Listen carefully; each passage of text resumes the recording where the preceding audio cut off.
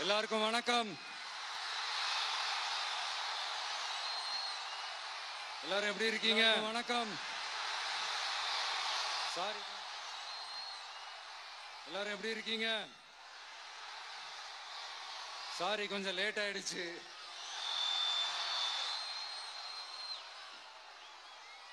திருச்சியில காலையில பேசினப்போ அங்க ஒரு மைக் ப்ராப்ளம் இருந்தது. அதனால அங்க பேசினதுல ஒரு சில விஷயங்களை இங்க நான் திரும்ப ரிப்பீட் பண்றேன்.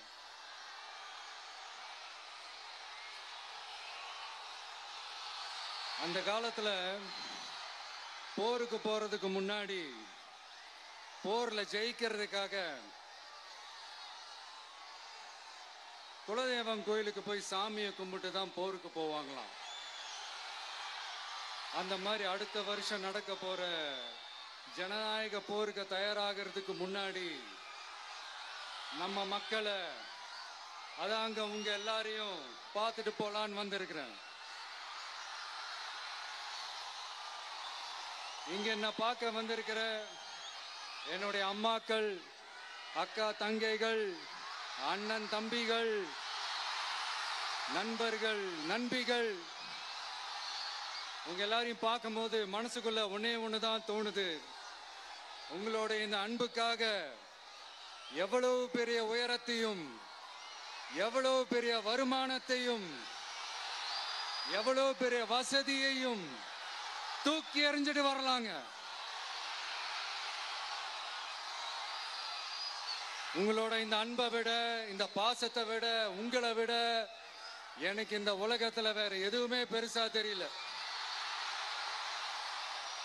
ஒரு சாதாரணமா இருந்த ஒரு விஜய இந்த உயரத்துல தூக்கி வச்சு கொண்டாடிக்கிட்டு இருக்கிறீங்க. உங்க வீட்டுல ஒருத்தனாவே ஆக்கிட்டீங்க, உங்க சொந்தக்காரனாவே ஆக்கிட்டீங்க. என்னங்க பெரிய பணம் வேணுங்கிற அளவுக்கு பார்த்தாச்சு. அரசியலுக்கு வந்துதான் நான் பணம் சம்பாதிக்கணுமா என்ன? அதுக்கு கொஞ்சம் கூட அவசியமே இல்லை. எனக்கு எல்லாத்தையும் எல்லாமும் கொடுத்த உங்களுக்காக உழைக்கிறத தவிர எனக்கு வேற எந்த எண்ணமும் எந்த வேலையும் இல்லை. விஜய், விஜய் அண்ணா, விஜய் தம்பி, விஜய் தம்பி, நம்ம விஜய், நம்ம விஜய்னு என்னடா இந்த விஜய் தனியாளா இருப்பான்னு பார்த்தா எப்ப பாரு மக்கள் கடலோட மக்கள் கடலாவே இருக்கிறானேன்ட்டு இந்த எதிரிகளுக்கெல்லாம் தெரிஞ்சவன நம்மளை பத்தி கண்ணாபின்னான்னு பேச ஆரம்பிச்சிருக்கிறாங்க. அதாவது நான் மரியாதையா பேசினா கூட அதை தவறா எடுத்துக்கிறாங்கன்னா பாத்துக்கங்களேன். அதனால யார் என்ன சொன்னாலும் அறிஞர் அண்ணா அவர்கள் சொன்ன அந்த பஞ்சு தான், வாழ்க வசவாளர்கள் அப்படின்னு சொல்லிட்டு போயிட்டே இருக்க வேண்டியதுதான். நான் மதுரை மாநாட்டில் உங்க எல்லாரையும் நேர்ல சந்திக்க வரேன்னு சொல்லியிருந்தேன். அப்படி இன்னைக்கு உங்களுக்காக நம்மள மேலையும் கீழையும் ரொம்ப மோசமா ஆண்டுகிட்டு இருக்கிற பாசிச பாஜக அரசையும் பாய்சன் திமுக அரசையும் கேள்வி கேட்கறதுக்காக வந்திருக்கிறேன். இந்த பாஜக அரசு நம்மளை கொஞ்ச நெஞ்ச கொடுமையாங்க செய்து பீகார்ல 65 லட்சம் வாக்காளர்கள் ஓட்டர் லிஸ்ட்லயே காணோமா. இது என்ன பெரிய விஷயம்? இதை தாண்டி இன்னொரு விஷயம் இருக்கு. இந்த எதிர்கட்சிகள்லாம் ரொம்ப சிம்பிளா சொல்ற மாதிரி சொல்லணும்னா ஓட்டு திருட்டு. வீட்டு நம்பர் 0ன்னு போட்டெல்லாம் ஓட்டர் ஐடி கார்டு கொடுத்துருக்காங்கன்னா பாத்துக்காங்களேன். எவ்வளவு பெரிய ஒரு மோசமான வேலைகள்லாம் அவங்க செய்யறாங்கன்னு பாத்துக்கங்க. அடுத்து ஒன் நேஷன் ஒன் எலெக்ஷன், ஒரே நாடு ஒரே தேர்தல் 2029ல இவங்களோட ஆட்சி காலம் முடிய போகுதுன்றது எல்லாருக்குமே தெரிஞ்ச ஒரு விஷயம்தான். அதனால இந்த மாநில அரசுகள் எல்லாத்தையும் கலைச்சிட்டு எல்லாருக்கும் ஒட்டு மொத்தமா ஒரே நேரத்தில் தேர்தல் வைக்கிற ஒரு ஐடியா. அப்பதானே ஒரே நேரத்தில் இந்த தில்லு முள்ளு வேலைகள்லாம் ஈஸியா செய்ய முடியும். இதுக்கு பேர் என்னங்க? ஜனநாயக படுகொலை தானே. அடுத்து டீலிமிட்டேஷன், பார்லிமெண்ட் தொகுதிகள் மறுசீராய்வு. நம்ம சவுத் இந்தியாவை விட நார்த் இந்தியாவுக்கு அதிகமான பார்லிமெண்ட் தொகுதிகள் கிடைக்கிற மாதிரி ஒரு மோசடி வேலை ஒன்று செஞ்சுக்கிட்டு இருக்கிறாங்க.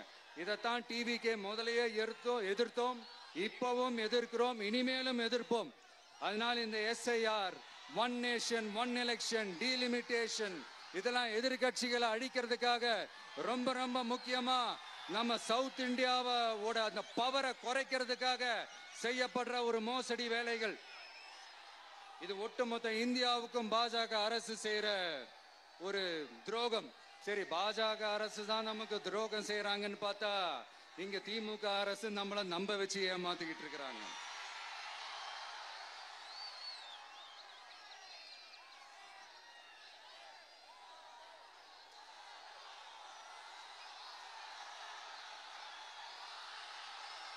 கிட்டத்தட்ட நானு நீங்க எல்லாருமா சேர்ந்துதான் இவங்க நல்லது செய்வாங்கன்னு நினைச்சு தேர்ந்தெடுத்தோம். ஆனா நீங்க பாத்தீங்கன்னா, thank you, I love you, thank you thank you thank you. நீங்க பாத்தீங்கன்னா ஒரு 505 தேர்தல் வாக்குறுதிகளை நமக்கு தமிழ்நாட்டு மக்களுக்கு கொடுத்தாங்க. அதுல எத்தனை வாக்குறுதிகளை இந்த திமுக கவர்மெண்ட் நிறைவேற்றிருக்கு? முக்காவாசி வாக்குறுதிகளை கூட நிறைவேற்றாம எல்லாத்தையும் நிறைவேற்றிட்டோம் இப்படி கொஞ்சம் கூட மனசாட்சியே இல்லாம இப்படி கதை விடுறீங்களே மை டியர். வேணாம் வேணாம் வேணாம் வேணாம். உங்களுக்கு தான் ஆசையா பாசமா கூப்பிட்டா பிடிக்க மாட்டேங்குது. இப்படி கதை விடுறீங்களே மை டியர் சிஎம் சார்.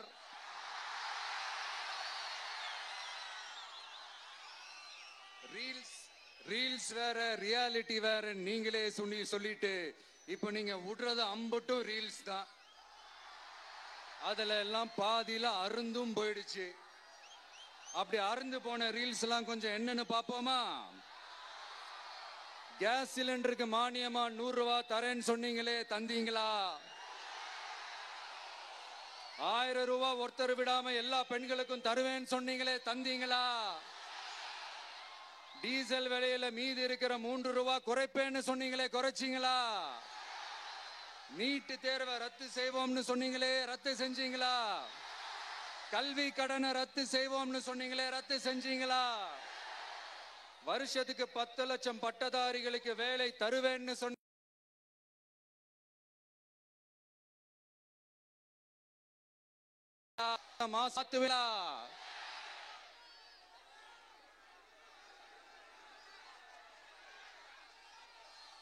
மீனவர்களை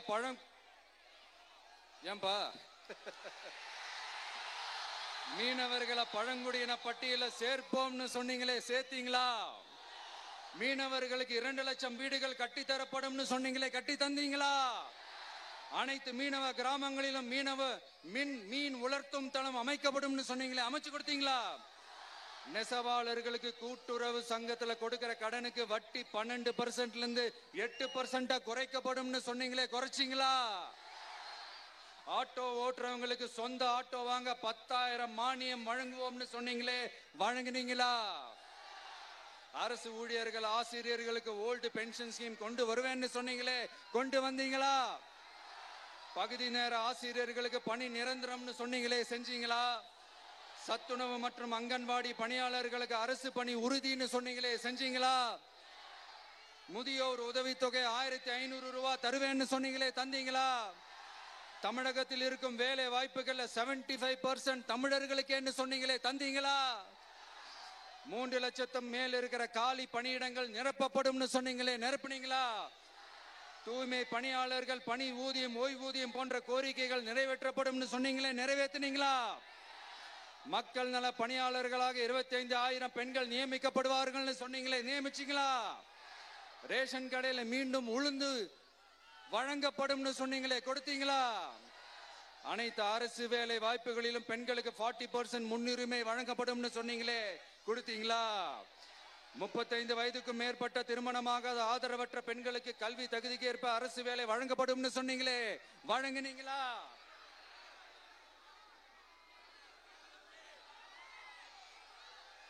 வகுப்பு வாரியத்தின் கோரிக்கைகள் பரிசீலிக்கப்பட்டு மேற்கொள்ளப்படும் சொன்னீங்களே, செஞ்சீங்களா? அரசு வீட்டு வசதி மற்றும் குடிசை மாற்று வாரிய வீடுகளில் மாற்றுத்திறனாளிக்கு ஒதுக்கீடு செய்யப்படும் சொன்னீங்களே, செஞ்சீங்களா? இலங்கை தமிழர்களை காப்பாற்ற ஒரே தீர்வு பொது வாக்கெடுப்பு தான், அதை நடத்த வலியுறுத்துவோம்னு சொன்னீங்களே, செஞ்சீங்களா? இப்படியே நம்ம கேள்வி கேட்டுக்கிட்டே இருக்க வேண்டியதுதான். இவங்க கிட்ட இருந்து எந்த பதிலும் வரப்போறது இல்ல. ஏன்னா இருந்தாதானே. அதனால நான் உங்களை கேட்கிறேன், செய்வோம் செய்வோம் செய்வோம் செய்வோம்னு சொன்னாங்களே, செஞ்சாங்களா? சத்தமா சத்தமா? மை டியர், வேணாம் வேணாம் வேணாம். அப்படி கூப்பிட்டா, ஆசையா பாசமா கூப்பிட்டா அவங்களுக்கு பிடிக்க மாட்டேங்குது. அதனால கேக்குதா மை டியர் சிஎம் சார்? அவங்க பண்றது துரோகம்னா நீங்க பண்றது நம்பிக்கை மோசடி. இது ரெண்டுமே ஒண்ணுதான், ரெண்டுமே ஏமாத்து வேலை தான். இது ரெண்டுமே ஜனநாயக குற்றம் தான். இப்படி ஏமாத்துறதுல இவங்க ரெண்டு பேருமே ஒரே வகைரா தான்.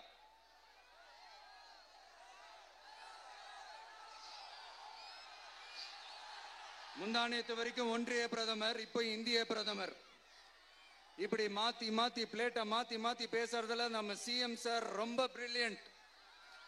இப்ப புரியுதா மக்களே? மறைமுக உறவுக்காரர்கள்னு நாம ஏன் சொல்றோம்னு? சரி, இப்ப நம்ம அரியலூர் மாவட்டத்துக்கு வருவோம்.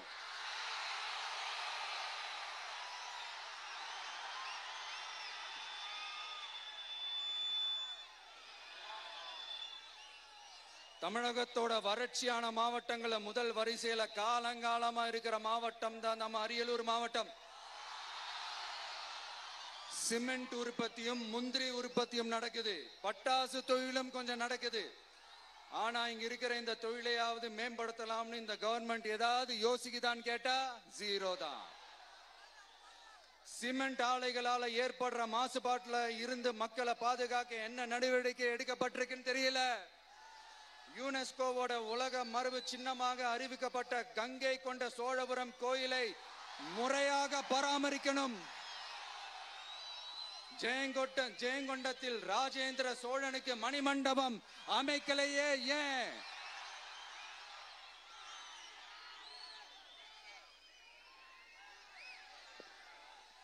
மருதையாத்தோட குறுக்க வாராணவாசி தடுப்பணை கட்டுறதை பத்தி 4 வருஷமா கண்டுக்கலையே ஏன்?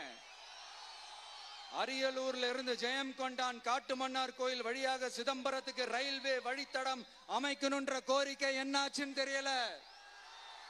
ஜெயங்கொண்டத்திலிருந்து கும்பகோணத்திற்கு ரயில்வே வழித்தடம் அமைக்கணும்ன்ற கோரிக்கை என்னாச்சுன்னு தெரியல.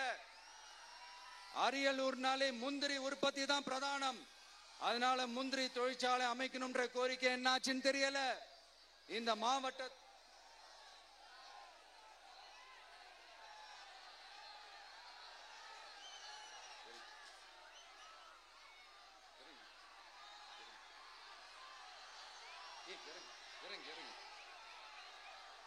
தம்பி இறங்கு, தம்பி இறங்கு, ப்ளீஸ் ப்ளீஸ் ப்ளீஸ் இறங்கு.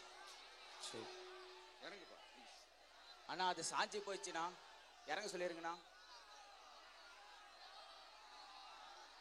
விஜயண்ணா சாஞ்சி போச்சுண்ணா, அது இறங்க சொல்லிருங்கண்ணா.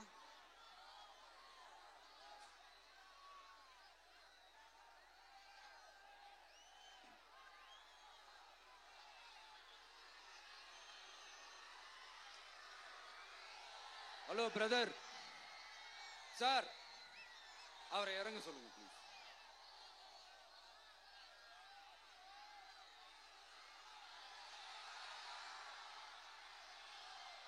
இந்த மாவட்டத்தை சேர்ந்தவர் போக்குவரத்து அமைச்சராக இருந்தும் போதுமான பேருந்து வசதி இல்லையே ஏன்? என்னடா இவன் வந்ததுல இருந்து கேள்வியா கேக்குறான். இவன் வந்தா என்ன செய்வான்னு கேக்குறீங்க அதானே?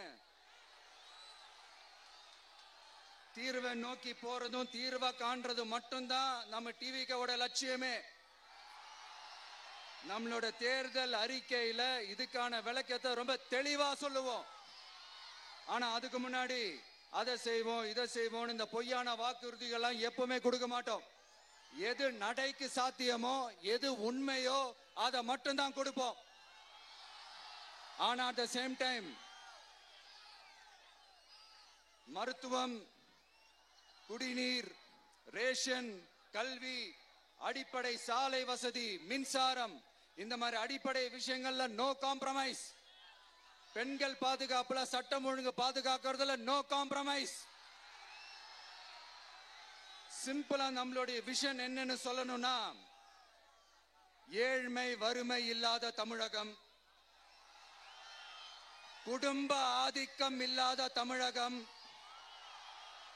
ஊழல் இல்லாத தமிழகம், உண்மையான மக்களாட்சி, மனசாட்சி உள்ள மக்களாட்சி. கான்பிடண்டா இருங்க, நல்லதே நடக்கும், வெற்றி நிச்சயம். மீண்டும் சந்திக்கும் வரை நன்றி, வணக்கம்.